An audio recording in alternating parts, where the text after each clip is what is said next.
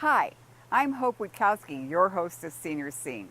In today's world, we're hearing about people who are celebrating their 100th birthday. On today's show, we're going to meet a couple of those seniors and see what their lifestyles are and how they've joined this longevity game. We're going to have a geriatrician give us information on how to live longer and healthier. Come on, let's take a look.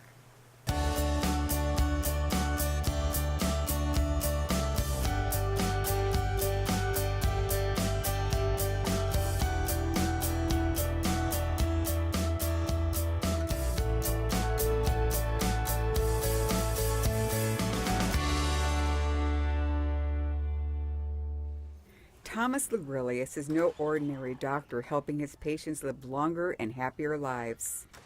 People need to start young and early in planning for old age. The joke everybody gives is, if I'd known I was going to live this long, I'd taken better care of myself. And that's a true statement. Usually our senior patients are coming in with a medical complaint when they first join the practice. Sadly, it's unusual for people to come in to see a doctor when they're perfectly well, which is when they should. But they're usually coming in with some complaint, and quite often our very advanced age patients are coming in with complaints of memory loss.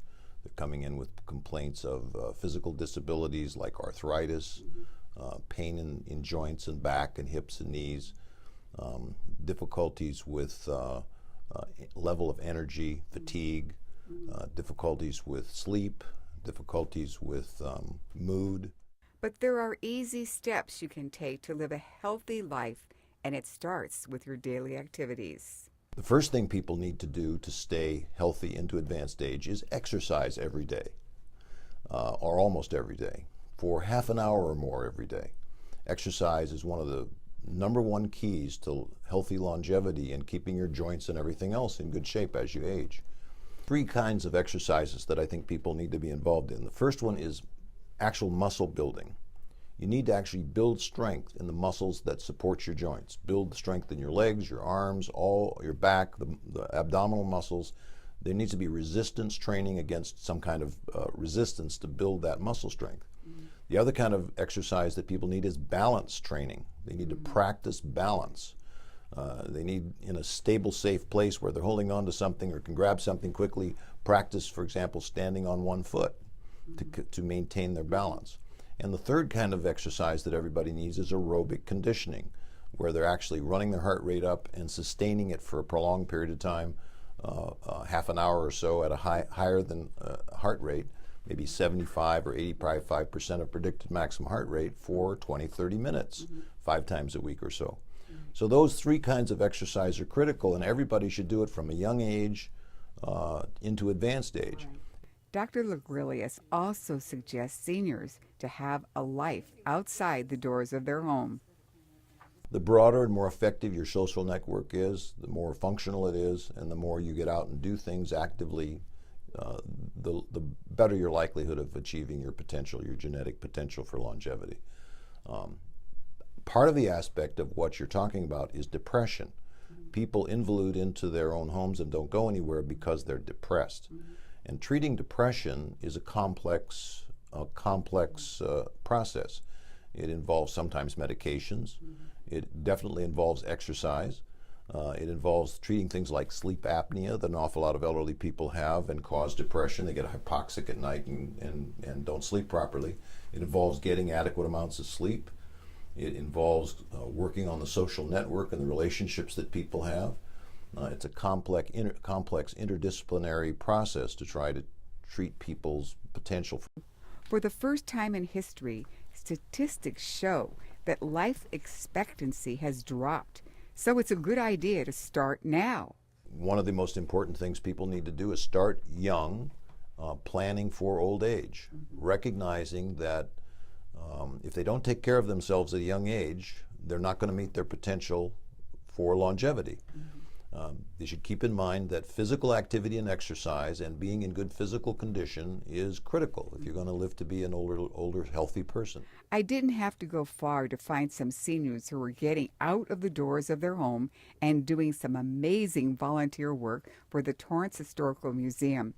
These volunteers get so much out of their volunteer work in terms of making a difference and new friendships. Well, it was just part of the city of Torrance, and I wanted to find out more about the history, so that was one of the reasons. I had a friend that also told me about it, and so that's what motivated me, and ever since, keep coming here once a week. How about you, Fern? Well, I've always volunteered someplace, and when I came here, I wanted to do something that I thought was beneficial or helpful. And that's why I came to start as a docent. And as a docent, I'd be here on Sundays greeting the public when they come in. One of the volunteers is Linda Kramer. She lost her husband 30 years ago. And assisting at the Torrance Historical Society and Museum is just one way that she's staying happy. Fern's the one on the computer. She does a lot of the computer work, and I'm sort of the brawn. I pull the files off the shelves. She pulls the boxes down that we have to use to file our documents. And I was working when I became a widow. That also helped. It gave me a place to go and responsibility. And then when I decided to retire, why it keeps me going. A lot of different activities. How about you, Fern? Well, I too am a widow and live alone. And I don't live alone. I have a daughter living with me. But I enjoy getting out of the house, and while I don't use the museum as an excuse to get out of the house, I just feel that I'm more productive here than if I were just going to the store and doing shopping and things like that. The volunteer positions give them exactly what the doctor ordered. Fern uses a walker to get to her volunteer job at the museum. She wasn't going to give in to any discomforts and stay home. It's sciatica, and it keeps me balanced. Now, around the house, I hobble. And if I want to get somewhere in a hurry in my home, I will use the walker. And so you two became friends by your volunteering here? Yes, because we didn't know each other before the museum. Right. So, yeah. And so what do you do here? Well, we work in the archives. We're archivists, right? We type and file, so to speak.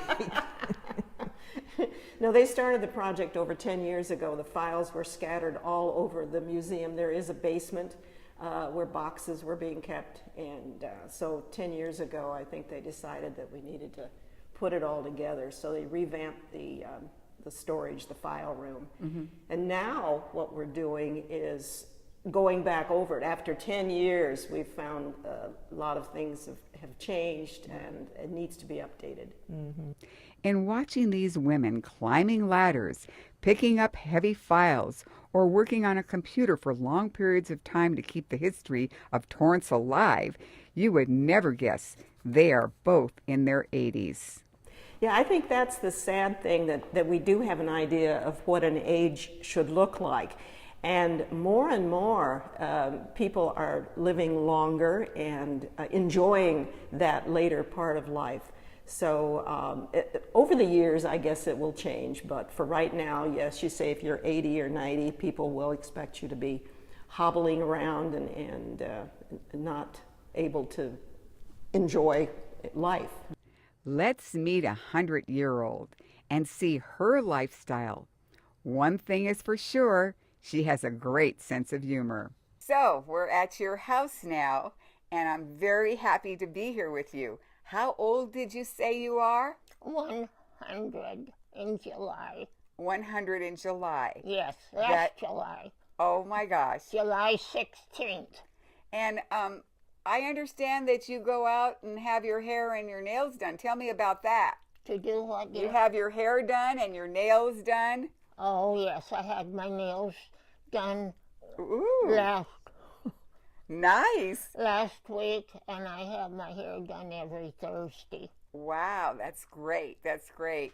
And so you get outside of your house. You don't sit in the house. You don't want to sit in the house anymore? I don't walk outside. You don't? I don't go out front. The steps are too difficult. Oh, they are. And I walk very cautiously. Yes. I don't want to fall. Right, right. I don't want you to fall either. I don't want you to fall.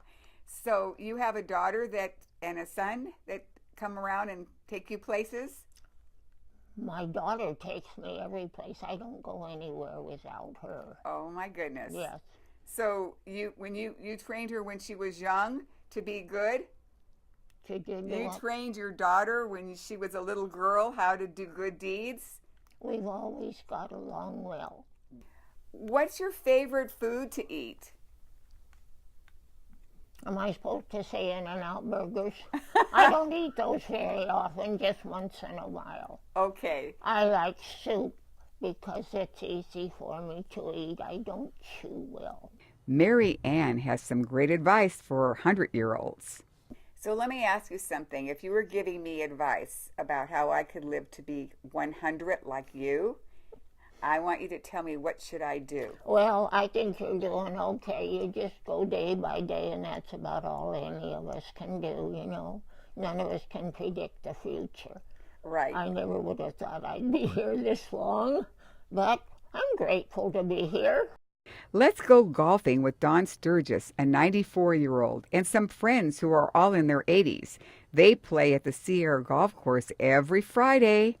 Golfing every Friday morning with the seniors, like everybody here. So did you meet the people that you play golf with now? Did you meet them here? Yes. In fact, one of the ladies, her husband used to be president of the course. The other golfers in their 80s make a good group of friends for Dawn and each other.